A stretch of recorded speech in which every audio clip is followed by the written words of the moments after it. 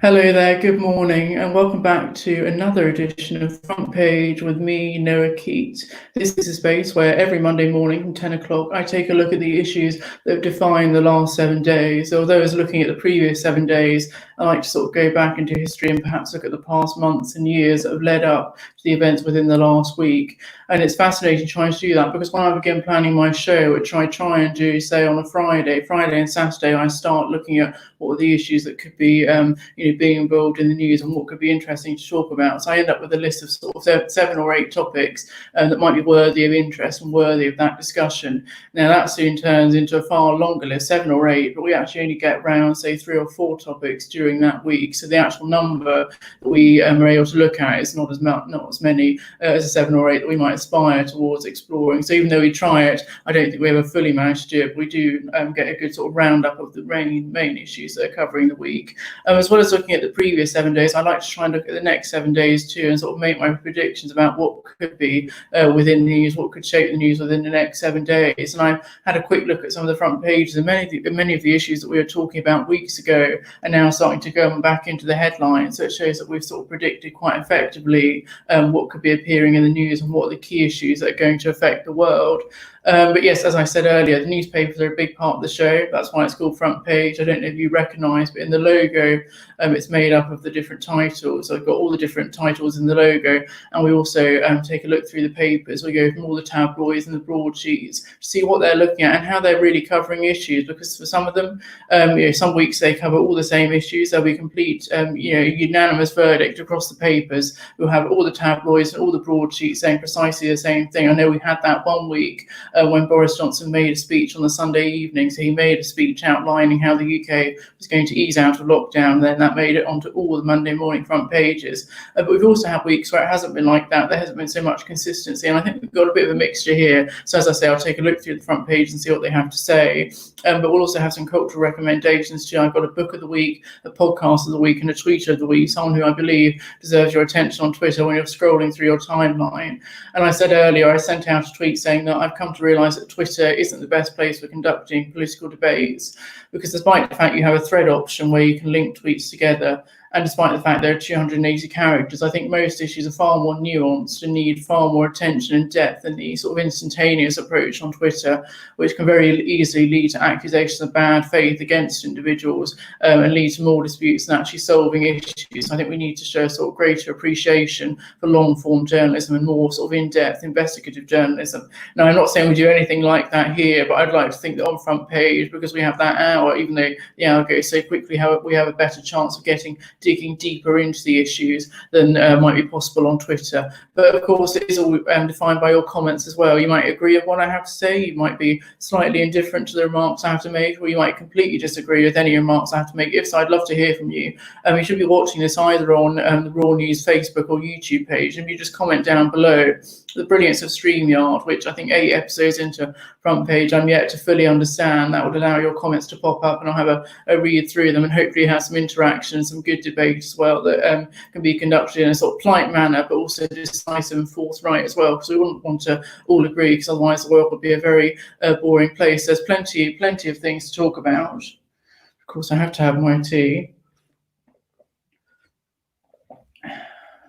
So it is 3 minutes past 10, and I want to start today by talking about the value of history and how we really are shaped by history. Now, this isn't a history podcast. I know there's a show on Raw's Mixcloud account called History is for Everyone, where they talk entirely about history. But I wanted to briefly dig into it today by sort of providing one of my key ideological beliefs, which is that I don't believe people should be shaped by determinism. Now, we're not going to get into sort of a philosophy discussion, but determinism is basically everything is determined. So from the moment we're born, all the actions we take are already predetermined, and we have little free will as individuals. Now, I don't believe in that idea. I'd like to think that individuals do have the freedom to shape how they can live and how they can get on with their lives.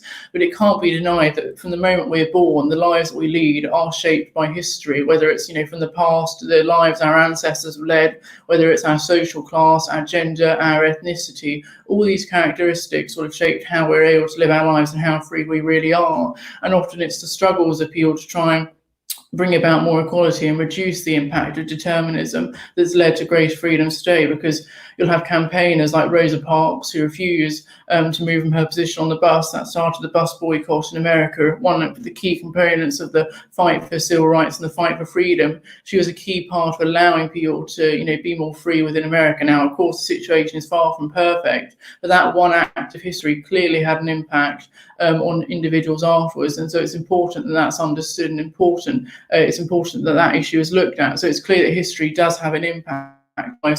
And it was the philosopher John Rawls who said the only way to sort of stop history having a full impact, or to stop those characteristics we have, like the accidents at birth, I like to call them, is that we lived in sort of a veil of ignorance. And that would be where from the moment we're born, we don't know these characteristics. We don't know, the colour of our skin, what our gender is. We're not aware of those.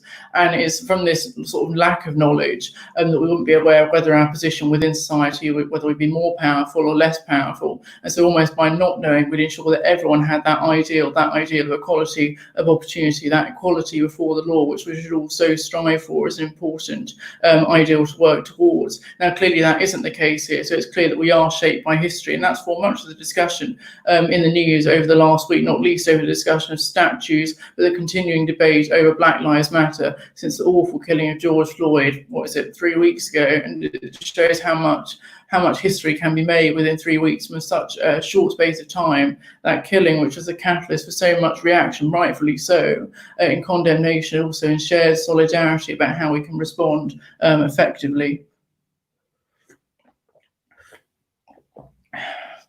So as I've said before, I think just as the fact that we're shaped by history, I think we should also be able to make our own history. We shouldn't allow it to constrain us. We should be shaped by our history, understand where we come from, but also make our history, not least for ourselves within our futures, but also for those coming after us, because they'll be the ones living in the future and living shared lives, our descendants. And so I think it's really important from both the protests recently, allow history to be made and ensure that we're not fully constrained by history, although clear importance. I think we also need to celebrate the ideas of free will and people being able to live as they wish, which is what lots of the protesters have been trying to do, not least the Black Lives Matter protest, not last weekend, but the weekend before. That was what their whole idea was for, arguing against determinism and arguing for free will, that our lives shouldn't be impacted from where we come from, which I think is something to really strive towards. And as I say, while lots of the protesting takes place, it's important to have that coherent policy response behind it, because we have to be aware of the fact, history has shaped us and history is going to shape us in the future, but a clear aspect of history is needed. Now, history can be impactful in the past, not just from political leaders. Obviously, there'll be appalling leaders throughout history who've oppressed their people, who hold views that simply wouldn't be acceptable in the 21st century, and rightly so. We would, decry anyone who held those positions in the past, but they've shaped the lives that our ancestors lead, and therefore the lives that we're able to lead today. And it's not just politics and wars and fights and battles for ideas that have shaped the lives. It's also been things like whether it is statues being put up, whether it is TV shows, films, and other different mediums, often so political in what they reveal. And we've seen that in the last week with different comedy programs having to apologise to the comedy within their programme because, the comedy when it was made at the time wouldn't be made today. For example, Little Britain with Matt Lucas and David Walliams, that was made about 15, 20 years ago. That simply would not get put on television today, but it was seen as acceptable humour in the late 90s and early 2000s. Now, there's another debate entirely to be had on what humour is and sort of the history of humour and how we react to humour, how we respond to it. I've always thought the best reaction to bad humour or awful humour is simply not just to not laugh, don't even heckle, don't make any noise, just complete silence, because not least for a stand-up comedian, that is almost more embarrassing. At least if they get a heckle, they can respond to it, but with complete silence, the onus is entirely on them. We realise how bad their performance is. And so I think we have to understand the impact of TV shows, both in shaping people's views and also how that assesses what the history was at the time. So it's important to look at that, but also, some have been removed. I remember an episode of Fawlty Towers was edited.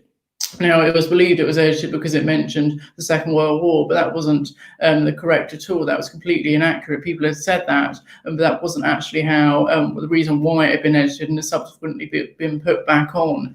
So some arguments over censorship have clearly been incorrect. They haven't been guided well. But it's important to understand history is shaped by leaders and also by culture. And we shouldn't want to censor that. So I think the individual removal of such things as statues, whether they're put in a museum, we can't get rid of that history. I mean, obviously museums are places for the past. And as I said earlier, one of the most radical acts of Tony Blair's government was to make museum entry free for all. It was the idea that anyone could enter museums, no matter their wealth, to learn about the past, learn about how awful the past was, but also how elements of the past were really positive, because it was that striving for equality, that striving for hope and progress, and many people campaigning against the injustices within their society. And it's very much a debate over what are streets for. Many of these statues are on public streets. Do we see streets as places for the present day? Are they for the here and now? Or are they somewhere that's more for the future? And I think that's part of the debate that needs to be had. But museums especially shouldn't try to get rid of their history. They're a key part of history. So if there is a public consultation to remove statues from the public sphere and put them within museums, and that is definitely where they should go. And I'm also against sort of the idea of censorship, whether it's that statues can't ever be seen or whether it's TV programs being removed, because that is the sort of instinctive libertarian part in me. I'm not a complete libertarian, not least on economic matters. I support state intervention, and boy, do we need state intervention to help with the economic recovery from coronaviruses. But on sort of free speech issues, I am a bit more of a libertarian. I do think people should be able to watch almost whatever they like, even if it is awful, crass, offensive, horrific. They should be able to watch that and make that judgment. And as I say, for comedy, if it is based on a TV program, the worst thing a comedy or any TV program can receive is low ratings, because that ensures that the series won't be recommissioned. TV companies haven't got enough money as it is, so they'll spend any money that they do have on programs that are proven to be successful. So I think for censorship, I do support the idea of people being able to use their agency and judgment to see whether they find something funny, rather than the state or an external body dictating what people can and can't see. I also think some measures, like removing statues and TV programs alone, will not solve racism in this country. We need to solve racism both in this country and around the world. It is a stain on society that we should distinguish against people based on the accents of birth. It's truly horrific. But removing statues, whether it's putting posts on Instagram or social media, whether it is removing television programs and elements of culture, will not solve that. As I say, I know it sounds like I'm on repetition here, but it is important to have that coherent policy response. Now, that policy response has begun from Boris Johnson this morning, or last night. He announced he was going to do a commission into racial inequality within the UK. Now, you think that would be received quite positively, but it clearly hasn't been. Firstly, it was the place he announced it. He announced it in his former employer, the Daily Telegraph, a paywalled article that only individuals who bought the paper or had an online subscription could read. So it wasn't made as a sort of an official speech to the House of Commons or to a press conference. It was done sort of in this opinion article, most of which was actually about the Churchill statue, even though many people have pointed out nobody is saying that the Churchill statue should be taken down. We simply want to have a more honest discussion about Churchill, both his success in World War II, but also an understanding of his past and the deeply racist attitudes that he held. I think it's possible to do both. One of the things that we were fighting for against the Nazis was to have that freedom of speech, that freedom to say what we like, whatever the consequences, and that includes being able to have an honest discussion about Churchill, both in the past during World War II and beforehand. So I think it's, I don't know why he focused the article on that. People saying, no one's calling for the statue to be torn down. It's simply part of this culture war, which I think is a very sort of dangerous phrase, but it's clear they're trying to go on this, and they almost, the government put in that they do this commission. Yeah, as David Lammy also pointed out on the Today programme, there have been commissions done before. There was the Macpherson report, which looked into institutional racism within the Metropolitan Police after the murder of Stephen Lawrence. There's a report currently going on into the Grenfell Tower fire, which I don't think is reported yet, but that recently commemorated the 3rd anniversary of that appalling fire, and there needs to be a clear response from that. And we also had the response to the Windrush events that had taken place, the awful Windrush scandal, and there had been a report on that. And so he was making the point that there already are commissions and inquiries that have taken place, and they report on what's happened, what's gone wrong, and they also issue recommendations. David Lammy himself was asked by David Cameron, remember him? Seems like he was Prime Minister, in ancient history. It just seems so long ago. He was asked himself, David Lammy, to look into racial inequality within the criminal justice system, and he issued recommendations. And it was a very powerful interview on the Today programme, David Lammy saying, action needs to be taken. We don't need another commission when there are already recommendations that could be implemented that could make lives easier for individuals. Maybe these recommendations wouldn't solve everything, but there would be a clear start. So it's as though the government, almost like with Brexit last year, is simply trying to delay, just as they were delaying Brexit, they're trying to delay looking properly into equality and instead focusing on just another commission that will delay things until Christmas. And so I don't think that's an effective response. But as I say, in general, we're shaped by our history, but we shouldn't let that shape us. And we should be the ones that are also trying to shape history and make history for future generations, so to ensure that they can live better, more free, more enjoyable lives than we currently do.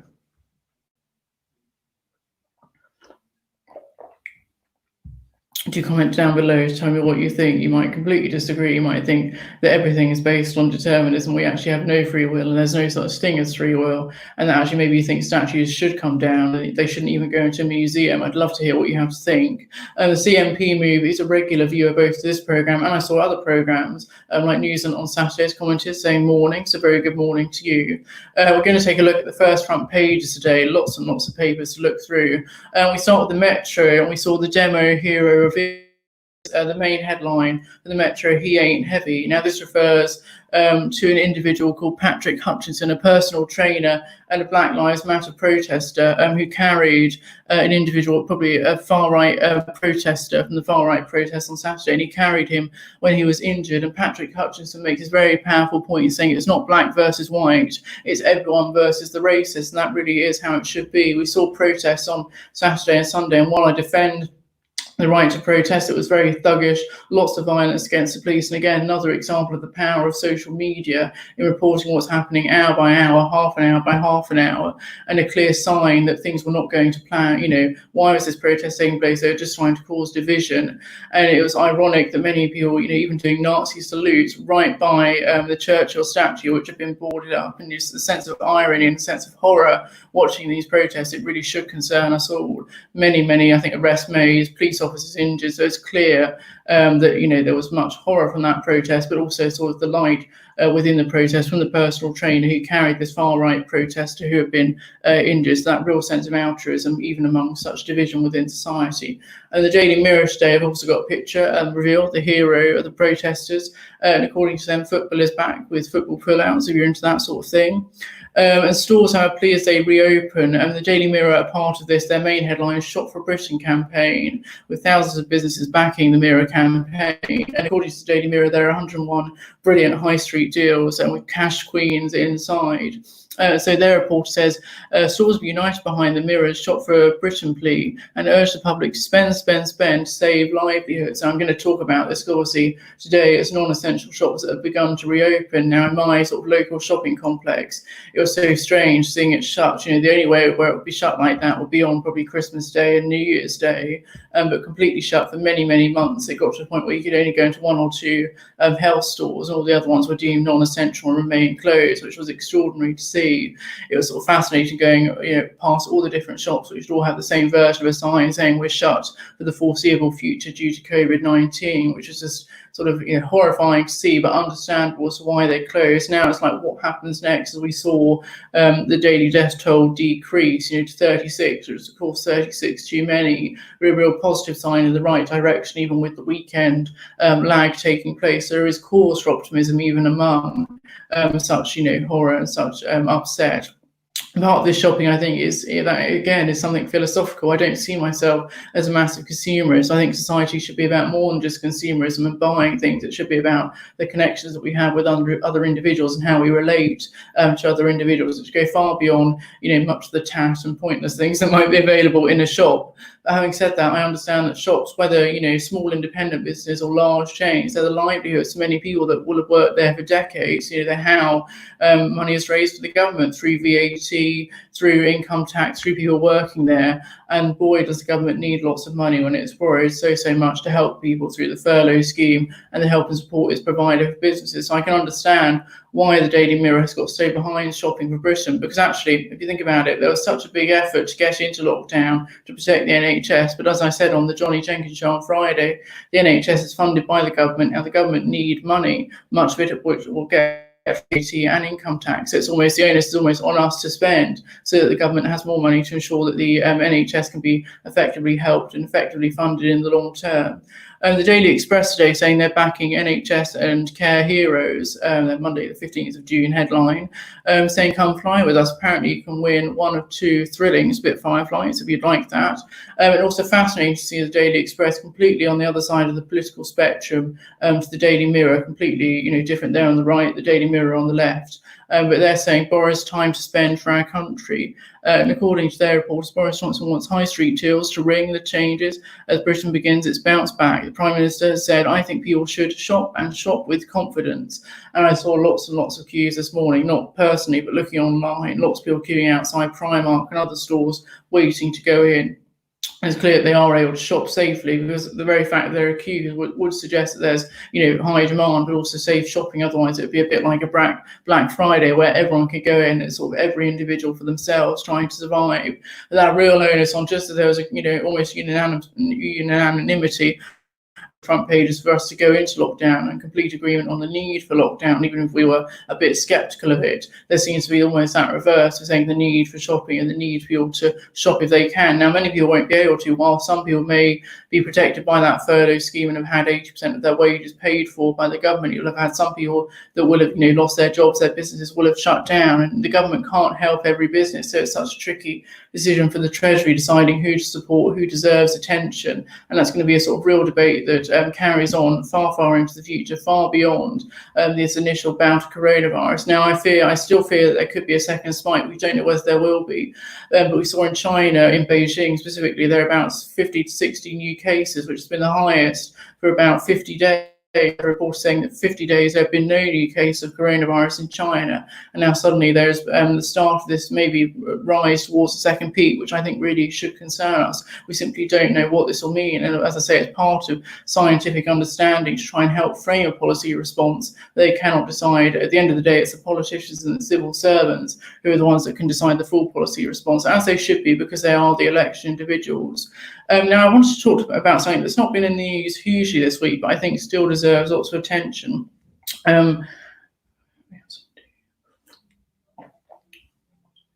There's been a real discussion over education over the last few weeks, especially relating to schools, getting children back into schools. I know we've talked about it on this programme. We looked at the importance of children both being back and also what they're learning. And I think that needs to form part of the real debate as well, not simply them being within the classroom, but what they're learning in the classroom. Now, I'd like to have, far greater debate on national curriculum, whether there should even be a national curriculum or whether it should be down to head teachers and teachers individually to decide what they think pupils should best learn, which might be linked to their local area and what would be more appropriate. But while we've had that debate on schools, universities, I think, have received far less attention. Now, as a university student, I think they should receive more attention. And I want to talk about sort of what the university experience really should be, because we've heard from some universities like Manchester University that they're going to move all of their term one teaching for the autumn term online for lectures. Meanwhile, other universities like Bristol and Cambridge have announced that the whole of their academic year for lectures will be conducted online. They'll try and conduct some small sort of in-person seminars in person if at all possible, and if social distancing could be maintained. Now, I know if I was going to those universities, I would be quite depressed. I haven't heard anything yet from Warwick. You might know, so do comment down below about what the state of its teaching next year is going to be like.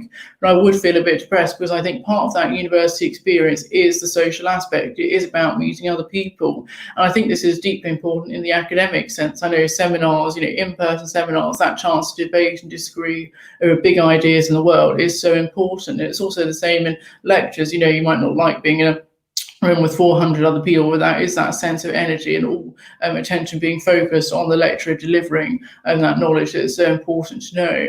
So it's really important in the academic sense, but it's also important in the social sense, meeting new people, going to societies. I know it just wouldn't have been the same going along to, speaker events, meeting new people and engaging in that conversation. If it had to be done online, the experience would just be completely different and it wouldn't feel like that university experience. But almost beyond meeting other people, whether through the academic or the society sense, it is that sense of independence, being away from home. Now, some people might live near enough to the university to live at home, but with the vast majority of people, they will be leaving home, whether that's to live on campus or to live off campus in Coventry, Kenilworth or Leamington. And that sense of independence is a key part both of the university experience and of growing up. It's not living with your family. It's like being in contact regularly with your family, maybe on Facebook Messenger or wherever. But that sense of distance is so important as part of, human and adult development as we move through life. And I fear that is going to be missed. And I think you'll see a lot of people that try to defer their course for a year. But I saw an article in the Ball saying that actually that wouldn't be a valid reason. The coronavirus pandemic and the social distancing restrictions it causes, that wouldn't be seen as a valid reason for deferring a year. But I think many will. It's going to be especially tricky for people that have wanted to defer their year this year, so the 2019 academic year, in order to have a gap year. Or they may have just started on their gap year, they started on their year of travelling when the coronavirus pandemic hits. They've always been hit twice over. As I say, I think I'm in a very lucky, privileged position in terms of what qualifications I've been able to get, and the fact I'm only in my first year. So for me personally, the first year doesn't count towards my final degree classification with or without COVID-19. I think it's year 11s and year 13s that have been affected by their GCSEs and A-levels, along with second and third years who are either meant to be graduating this year or going into their final year, that have been affected far more. But I think we're all going to be universally affected, whether it is graduates looking for a job or the university experience next year, because universities are going to financially be really, really struggling. Hundreds of millions of pounds will be lost, if not more, not least from the lack of international students, which from all the reports I see, the number of international students are likely to decline, but also investments that universities might have in different companies that brings revenue. Warwick Arts Centre, I know, hold lots of conferences, which is a key part of the income that they rely on. Well, they'll have all been cancelled. So all that money that they'd be expecting just simply isn't there. So financially and sort of socially, that's the university experience, which I'm saying now for about the 10th time, that being together to celebrate that shared pursuit of knowledge is just not going to be there in the same way. Even if it is a mixture of online learning and in-person learning, the online experience just can't compensate for it. For teachers, it's tricky to know who's got the topic, who's got the seminar topic, and who's struggling a bit more. And also for students, that ability to, engage with the teacher, to ask a question, to ask for assistance isn't there. Now, I think schools should utilise their online resources. I think online resources in the classroom alongside in-place learning can be really brilliant. Google is a wonderful thing, even if I'm critical of it and critical of what the lies that the internet can tell. I'm critical of Google, especially over the way its search function works. You see what is most popular, not necessarily what is right, and that's in deep contrast something like a library where everything is available for you in person. Google just doesn't operate in the same way.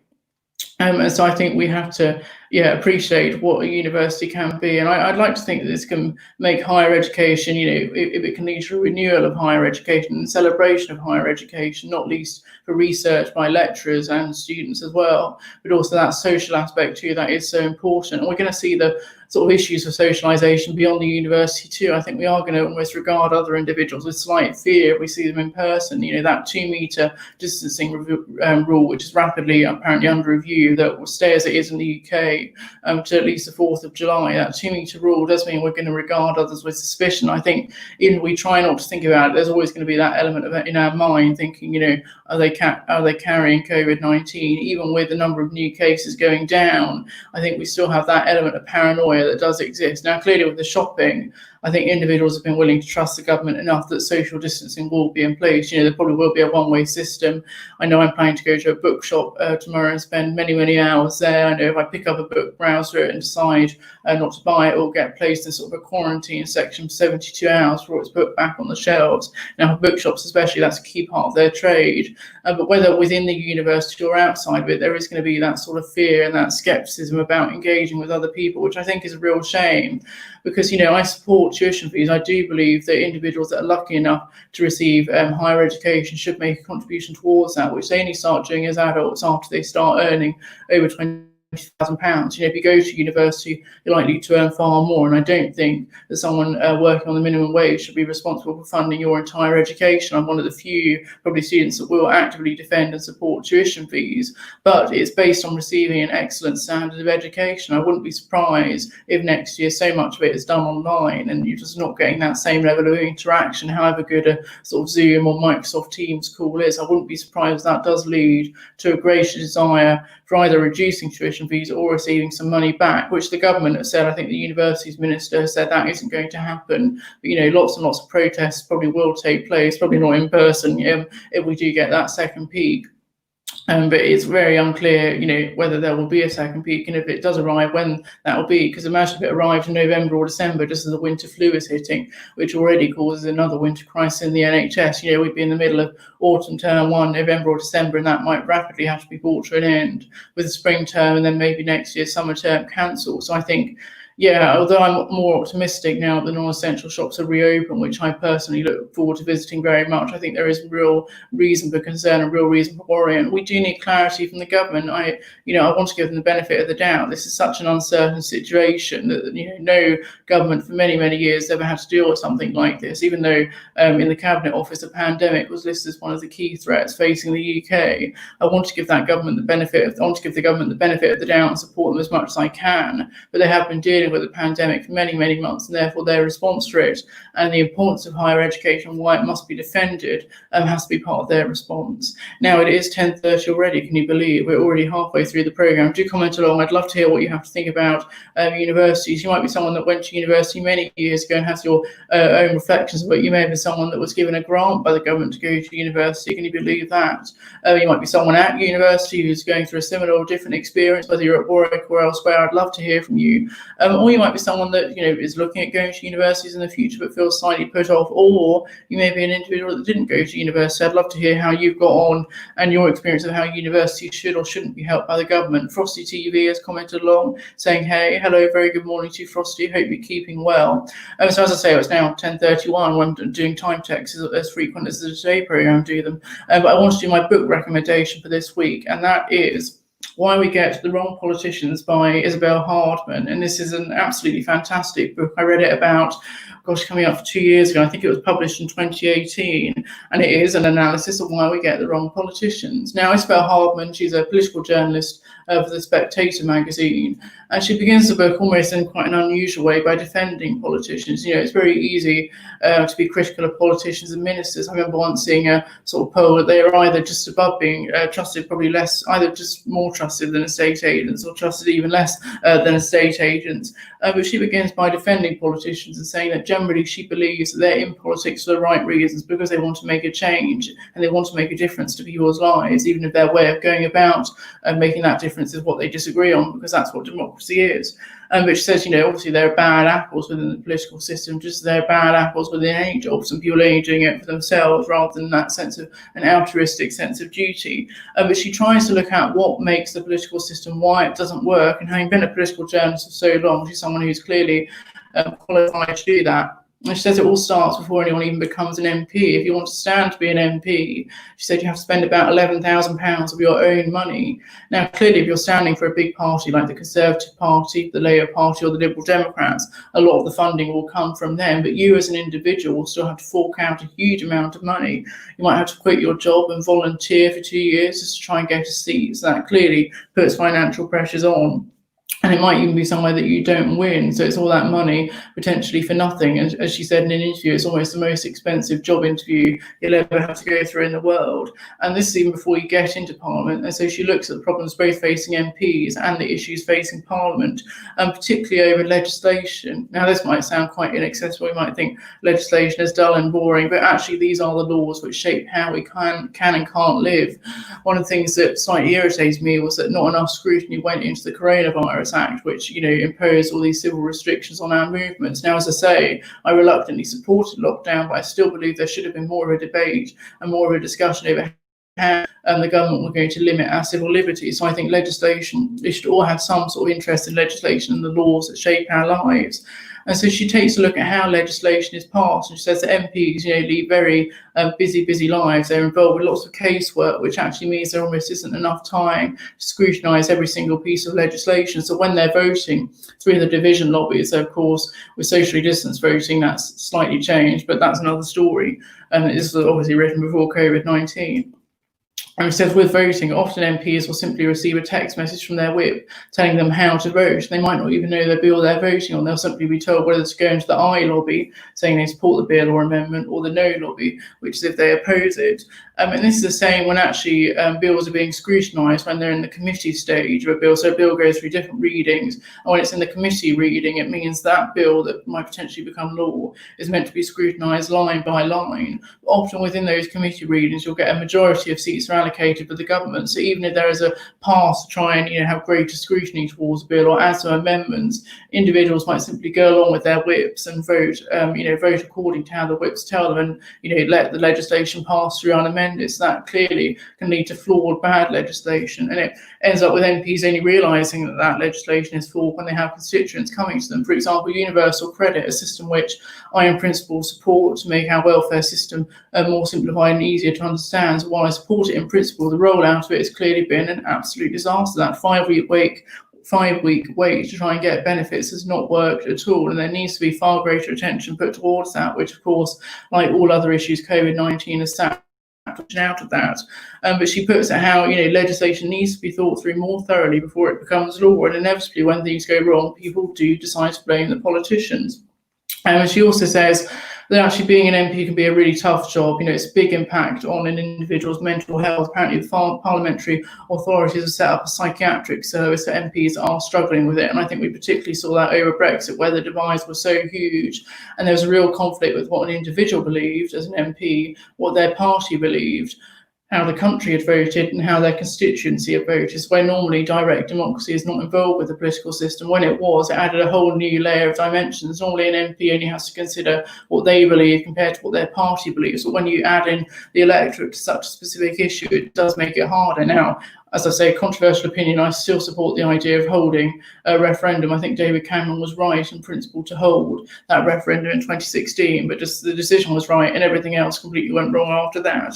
But she highlights how often MPs can have a very negative relationship with drink. It often leads to the breakdown of their marriages. Now, this can happen, of course, in all life, but it's often because of the immense pressure MPs are under, the long working hours they have to go through, the fact that they're often travelling between their constituency and Westminster. It's a big commute that they have to do every week that we almost don't really think about. So she's not saying have sympathy for MPs, but Isabel does effectively try to present how things can be made better and how the situation can improve. And I did find it really inspiring read and a sort of catalyst for change. I know it was well received. I think it was shortlisted as the Waterstones Book of the Year, which what higher praise can you get as that? Because it was trying to present an image of MPs that show that they are just real people like the rest of us. And actually you often get lots of media commentators, perhaps myself occasionally, although I wouldn't say I'm a national media commentator, I'm just here. Important though, Raw 1251 AM is the station. Lots of media commentators will often say, MPs are out of touch, they don't understand how individuals live ordinary lives. Well, Isabel actually shows that MPs are often more in touch than most of these commentators, because they're always having to go to their surgeries and always hear views and meetings from individuals. And she does sort of provide some solutions for how Parliament could be made more accessible, so you have a greater amount of diversity there, not just individuals that have all graduated from the same university, but actually people that have done different jobs. My advice to anyone who wants to go into politics is to get a job in the real world first before going into politics, instead of sort of working your way up, within your party from going a councillor. I think it's important to have maybe been a nurse or been a teacher or done a role, whether in the public or private sector, before entering the political world, because it does give you that level of life experience. So as I say, there's so much food for thought within this. It was really coherent, really well written. I know in the paperback edition she added a 4 words. The Brexit debates are really getting underway, but it is really something that's worth your time. And she's publishing, I think another book has been published called Natural Health Service, which is completely different to politics, but it talks about Isabel's experience with mental health and how that's how the great outdoors managed to improve the state of her mental health. Although while the situation is far from perfect, it was definitely an improvement in using things like running and open water swimming to try and make the situation better. So that also is really worth your time. So as I say, When We Get the Wrong Politicians by Isabel Hartman, a really worthy read. There we go. And now we'll take a look through some more of the front pages, because there are so many papers to look through, all the great part of having a free press. The Eye today, their headline is High Streets Sparkling Back to Life. Shops are apparently able to reopen from today after 3 months of lockdown, because the Prime Minister has said that fewer than 1 in 1,000 people have been infected. But apparently there will be lots of queue wardens, hand sanitizer, and wider pavements introduced. But the Eye have also got an exclusive in relation to this story. So they've said that, according to a survey that they've done or they've had commissioned for them, 1 in 6 people say they'll refuse to follow new rules on covering a face on their public transport. Yes, we forgot to mention this. So today, non-essential shops start to reopen, and also you have to wear a mask if you're on a form of public transport, which I'll definitely, I mean, I don't plan to go on public transport for the foreseeable future, but when I next do, I definitely will adhere to that rule. And apparently just half have worn a mask during lockdown, a poll suggests. The government are considering compulsory face coverings in all public areas in an attempt to relax the 2-metre rule and get the UK economy moving. I think that's a real priority of government now, still wanting to help those that are suffering from COVID-19 and recognising that we're definitely not in stage 1, but also recognising the economic implications of what we're facing. I remember waiting to hear at 7 o'clock in the morning what the GDP figures were for April, because I just knew that they were going to go south hugely, and the economy was down 20% in April, which is just extraordinary. When you add that to the 5% it was down in March, because remember, lockdown was only imposed from towards the end of March, the economy has shrunk by a quarter because of lockdown. Now, when you compare this to things like the miners' strike or the winter of discontent, these collapsed in GDP, they were in figures, and it's extraordinary when you sort of look at it on a graph, because you see how the economy has grown since 1997 or wherever, and you see the dip when there was the financial crisis in 2008, and that dip looks like absolutely nothing. It just looks like a small blip followed by a slow recovery and then a massive drop in March and April, which is truly extraordinary. And as I say, the GDP is seriously going to affect people in terms of being able to get jobs and the government having money to spend on services which we all so rely on, like the NHS, though of course money alongside necessary reform to make sure that the NHS is being as effective as possible. Simon Sharma, the great historian, has said that statues are the enemies of history. He sends stonemen into the museums. Well, it's interesting. I mean, I'm sure someone looking at a statue, they don't get their full history from the statue. And that was one of the things with the slave trader Edward Colston in Bristol. His statue was torn down, and people were trying to agree on this plaque that could be by the statue to recognise the atrocities of what he'd done. But there was an inability over years and years to try and get a plaque that everyone could agree on. I saw a fascinating article from Matthew Paris in the Spectator, and he made the case for toppling statues, because he said, far from people being ignorant of history, actually the act of toppling statues is a part of making history and engaging with art. It's not having some sort of Philistine approach to art and culture where you're completely indifferent to it, but actually a perfect way of engaging with history and understanding that the history of today just opposes what the values of the past stood for.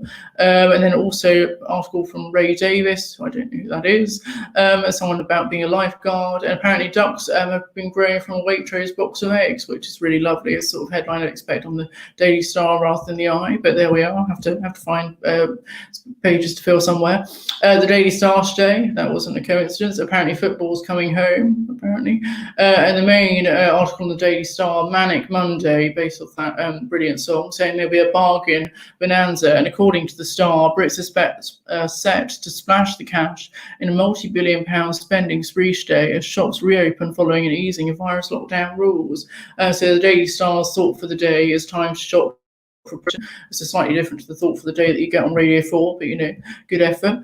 So they're predicting multi-billion-pound spending spree. Well, as I say, lots of cues that I saw. I was interested to see. I think we'll see a real divide. A brilliant tweet on Twitter saying the divide won't be between remain and leave anymore, or end the lockdown and keep the lockdown, but people that are desperate to go shopping and those that will probably either do their shopping online or wait until the queues have gone down a bit. So I was interested to see that there definitely is a demand for people to go shopping. People want to see a different place and they want to be involved with the shopping experience. The Times today, apparently Britain's most trusted national newspaper. You can get the Times delivered free for 6 weeks, saying that nervous shoppers could be tempted with a tax cut. That's the main headline, with the Chancellor hinting at an emergency VAT reduction, with the 2-metre rule apparently being reviewed as the number of new deaths fall. Well, it's interesting because for many years VAT has been at 20%. I remember for years and years before that, it used to be at 17.5%. So it would be, the government need money. It's as though they're adopting a strategy that actually by reducing taxes, that will get more money into the exchequer in the long term. So certainly for shoppers, given VAT can be quite regressive, it's 20% on everything, apart from what's seen as essential items. That could be more progressive for shoppers in terms of people, having more money in their pockets to shop, or, having given the money that they've got more to spend on the shopping, and therefore raising more for the government in the long term. And apparently, according to the Times, hundreds of blue plaques will be checked for the links to slavery.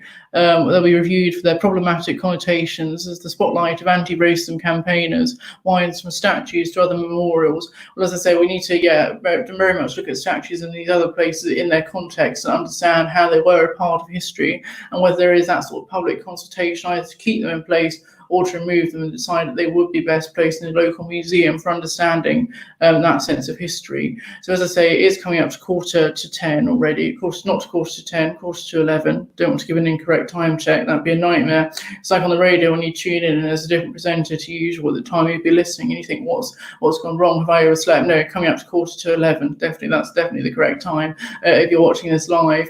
And I want to talk today about something, again, that's not been wholly in the news, but I think deserves a discussion, and that is speaking in a defence of the BBC.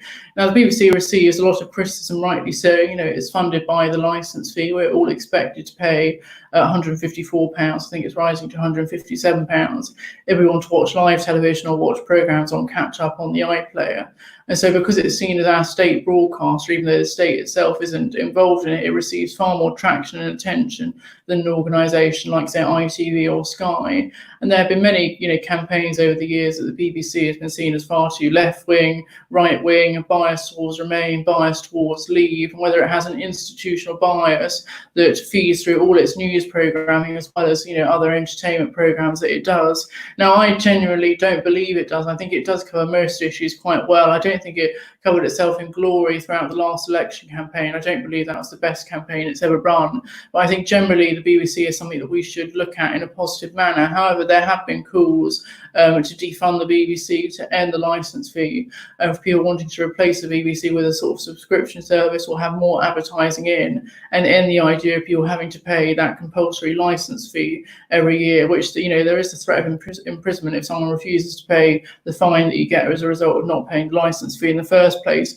But there have, I know, been on Raw and other broadcasters calls against the BBC, more criticism of the BBC. But I want to actually speak up for the BBC. I'm going to do something, not really controversial, but something a bit unorthodox, and speak in defence of it. And I find it really interesting that lots of the criticism of the BBC comes from Conservatives, because you think from a Conservative point of view, you want to retain the BBC. You'd have that Reithian ideal, Lord Reith, who I think was one of the first Director Generals of the BBC, who said its ideals of the BBC were to inform, education, entertain. Now, while I believe informing and must be prioritised, I think entertaining as well is something really worthy and really valuable. And you think from a Conservative perspective, actually you want to retain those values and that sense of heritage that comes with the BBC as it moves nearer towards celebrating its 100th birthday as an institution. So I'm surprised that the sort of revolutionary act of moving towards a more sort of free market streaming service issue within the UK, which you see a lot with the US, with whether it's Fox News or CNN. I'm surprised that often it's Conservatives that are calling for this more so than Labour people, though, especially under Jeremy Corbyn. The BBC weren't exactly their best friend. They didn't particularly have much time for the BBC. And secondly, I think it's important to understand that we often have to pay for services that we don't ourselves use. Many people use the argument that, I don't watch BBC iPlayer on catch up. I do watch live television, but I don't watch the BBC at all. So why should I have to pay for it? Well, that's an argument against all kinds of things. I don't want to have children, but I'm very happy for my taxes when I'm older to be used for schools because they educated me. And I'd hope that they could educate future generations in the future, which, by the way, might be responsible for saving my lives. All of us have to pay some form of money towards contributions to the royal family's existence, even though they have estates and can probably fund themselves. We all have to pay a sort of tiny amount, but it is an amount towards the royal family, including Republicans. Now, I'm a monarchist, despite all the sort of furore and arguments within the royal family. I will stand up for them too, reluctantly. I'm less of a monarchist than I was, say, 2 or 3 years ago, but I will stand up for the royal family. So I'd have thought from Conservatives, they would recognise that there are actually many services that, while we don't benefit from them, we still do pay for them, because that is just part of the society in which we live. I'd also say that I'd expect greater support for the BBC because of the soft power it gives us internationally, whether it's through the World Service, BBC World News, the British Broadcasting Corporation is regarded in a way that organisations like ITV and Sky just aren't. Whether it's people listening from any part of the world to the World Service, watching BBC World News, especially you've seen the rise of productions like BBC America, which have been used to sort of promote Top Gear, Doctor Who, which got a huge international following. They've done really, really well. So I'd have expected sort of greater appreciation for the BBC as the UK's soft power power across the world, especially, trying to maintain that relevance within the 21st century. Certainly, organisations like, Fox News and CNN, even though they're sort of not watched really in the UK, we are aware of them. And I'd expect that people in the US and around the world are as aware of the BBC, and I'd hope they'd think it's sort of a trusted institution too. I also think that often lots of the arguments against the BBC are used, they try to present themselves in quite a progressive way, this sort of poll tax of the licence fee, everyone having to pay £157 a year, regardless of their own personal wealth, and the fact that for many individuals their only luxury might be a television, so why should they have to pay an extra amount? But actually, I think moving the BBC towards a subscription service could actually make things less progressive, because if you think of an organisation like Sky, an organisation I have a lot of admiration and time for, they have Sky News, which I don't have Sky, but you're able to watch Sky News for free. But they have other channels like Sky One, Sky Atlantic, Sky Comedy, and I think they've just started Sky Nature too, and they each individually cost a lot of money. And that's before you introduce something like Sky Sports or BT Sports, which themselves add a lot of money.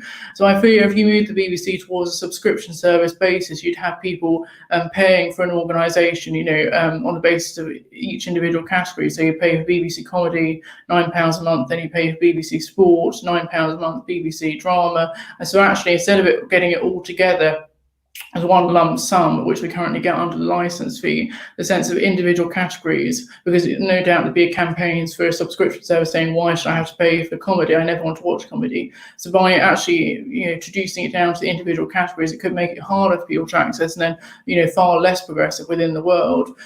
Finally, I think we need to stand up for the BBC for what it can do best, which is its public service broadcasting. Much as I like BBC dramas and occasionally listening to a BBC music radio station, they're not that often. Actually, what the BBC should be for, its heart, is for its news, is for its investigative journalism, is for panorama programmes, is for programmes like File on 4, which I spoke about a few weeks ago. It should be for them. And for programmes, like its news, holding individuals account, like programmes like the Today programme on Radio 4 or Radio 5 Live, which mixes news and phone-in. Those are things that at its heart the BBC should be about, informing and educating individuals. And it manages to do this without that sort of influence from a private corporation, which you just don't get in the same way from organisations like ITV and Sky. I knew under Ofcom rules that Rupert Murdoch, who used to have a share in Sky, could never influence its output. He never did influence its editorial output. But even with those Ofcom rules, there was always that suspicion where was it being editorialised more by this proprietor Rupert Murdoch, who clearly, given that he owns the Sun and Times newspapers, has a certain position on how the world should operate. And I fear that there would be that suspicion if the BBC went towards a more corporate basis in how it behaved. And actually, by having it paid for by the licence fee that we all pay, the fact it has that guaranteed sum of money and doesn't need to rely on proprietors and private individuals who could shape its output, I think that is something to be celebrated, because we shouldn't idealise towards a system of news that is based on how Fox News and CNN work. I don't think that's a model to aspire towards at all. It's an old-fashioned view to take, but I still believe in the concept of truth, and you very much don't get that on US news. It's CNN's version of the truth, and then Fox News' version of the truth. And actually, we already have enough of an echo chamber online, so surely you'd have thought that broadcasting should be the place where, especially on the BBC, where organisations, at least they might fail, but they're at least trying to have some element of impartiality and bringing different views together. And I think that is something that should be celebrated, something that should be welcomed. So as I say, the BBC's future is uncertain. I know it's something that the government were talking about a lot in terms of decriminalising the licence fee and perhaps only protecting Radio 3 and Radio 4 as BBC radio stations. It was getting a lot of attention towards the start of this year. Then COVID hit, but I feel as COVID reduces, BBC will, go back up the agenda. And I'm all for the BBC being reformed. You've got the new Director General, Tim Davie, who was previously head of BBC Studios, and clearly got a lot of experience within the BBC. I hope he's willing to use that innovation as he takes over from Tony Hall to try and, ensure the BBC can be sustainable throughout the 21st century and remain something that is worth defending, because the BBC does make lots and lots of mistakes. Now, I'm willing to be a critical friend of the BBC and cut it a lot of slack. I'd love to work for it in the future. It's a big aspiration of mine. I have a huge amount of respect for it, but it, has to be willing to take criticism and understand how it needs to change in the future, how it needs to change in the present to ensure it can remain sustainable in the future. So I think it's a debate we have to have, but actually more people should be willing to stand up for the BBC, even when the consensus is very much being against the BBC, whether you're on the left or on the right. Now it's 7 minutes to 11, and we'll have a look through the last few front pages. Only got a few to do. And the Daily Telegraph today saying we can't Photoshop our history with the campaign to remove public monuments risk distorting Britain's past, says the Prime Minister, who wrote this article for the Daily Telegraph, even though hardly anyone is actually talking about removing Churchill's statue. The only reason it was boarded up was to protect it potentially from being damaged again. And there's this new rule that might potentially be introduced that would have a maximum prison sentence of 10 years if you graffiti a war memorial. Now, I completely disagree with that. Again, I believe the justice system should be about rehabilitation, retribution, and deterrence. But I think 10 years for some graffiti is truly ridiculous. I don't support that at all. And the worst thing is that Labour have said they will support this law probably because they want to get on side, their sort of more socially conservative voters who, while they might be economically left-wing, want to see a tough justice system. And I'm for a tough justice system, but I think the maximum 10-year prison sentence for graffitiing a war memorial is completely ridiculous. And so what has the Daily Telegraph also said? They're going to review the 2-metre rule within a week, or we let staff go, say hospitality firms. Now, the 4th of July, Independence Day in America, is meant to be the day where lots of sort of cafes, bars, restaurants are meant to reopen, and I really hope that they can. It's going to be fascinating to go back into them. Well, if people go back into them in the first place, but also what the atmosphere will be like, because lots of people love going to the pub. I like to go to the Dirty Duck occasionally, but the atmosphere won't be the same if people have to order from a table, they don't go up to the bar, that's sort of rowdy. I mean, obviously it can very easily turn dangerous, but that, pubs can very much for some places be the heart of their community, and it's not going to be the same if only a few people are allowed in at any one time. So I think reviewing the 2-metre rule to a 1-metre rule, preferably, I think that's the aspiration to work towards. Also, the Daily Telegraph saying Duchess dials in for some herb advice, and there's also an article about why there's nothing quite like the joys of a real bookshop. We'll quickly do the last front page, as we've only got a few minutes left, and I want to get through my other cultural recommendations.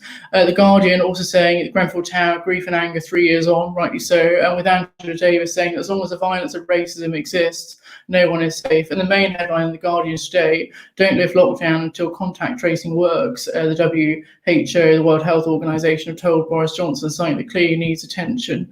The Financial Times saying the state's income support schemes have left 1 million people out in the cold, so lots of hospitality staff suffering, with small business owners relying on their debt, so it's clearly not going to be sustainable in the future. And finally, the Daily Mail today saying that closed schools have led to a huge obesity crisis, which we already had. And I remember in one of the first episodes of the front page, we were talking about the inadvertent consequences of lockdown, it wasn't the perfect solution, and we said one of those was going to be the rise in obesity and mental health issues. And so I'm pleased to see the Daily Mail, a paper that I don't often agree with, are actually raising an important issue that does need to be discussed. But I think it's because of more than just schools closing. There are a whole load of structural, including poverty, that affect people's ability and have led to high levels of obesity. So finally, in the last few minutes, it's 3 minutes to 11, I want to do my podcast and Twitter recommendations of the week. So my podcast recommendation is the Kermode on Film podcast, hosted by Mark Kermode, and he is a chief film critic for The Observer. He does the Kermode and Mayo film review show on 5 Live, and he's a really, really brilliant film critic. I didn't go to the cinema that much before lockdown. I occasionally went to the student cinema at Warwick because the tickets were brilliant and cheap, especially if you're a member of the student cinema. But he is really fantastic in his film criticism and in his film reviews. Whenever I've watched a film, I'd love to see if he's reviewed it, because I love to hear his interpretation and his opinion of the film. And he speaks in a really eloquent, articulate way when he's reviewing the films. His podcast as well is excellent. He'll often talk about films that he's recently seen. It can be extended interviews. He can often have guests on, actors in the films, and he'll ask them and get an in-depth exploration of how films can be political, which is great for me, and also an analysis of what films do work, what haven't worked, and even films that he doesn't like. He explains in a really eloquent and clear way why they haven't worked for him, but also understanding why they might work for other people.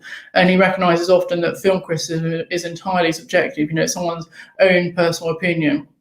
And also the fact that film critics often don't shape box office success. They don't shape whether a film is or isn't successful. He was not a fan at all of The Greatest Showman, yet The Greatest Showman was one of the hit films of 2018, and rightly so, because I think it's brilliant. He later revisited why he disliked The Greatest Showman so much. So his podcast, really, really excellent, weekly podcast, lots of discussion. You don't have to be a huge film fanatic to enjoy it, and I certainly do. So the Kermode on Film podcast is really worth your time. And then finally, I want to announce my tweet of the week, and it is it's a brilliant Reverend Richard Coles, who co-presents Saturday Live on Radio 4. I think used to be in a band and is now a vicar, I think, at Northampton, not somewhere in Northamptonshire. I think he's the Chancellor of the University of Northampton, so he probably have lots to say on the matter of higher education. But a really, really brilliant tweeter. He tweets all the time, really eccentric tweets about conversations that he's had. He recently lost his partner very, very sadly at the end of last year, the Reverend David Coles.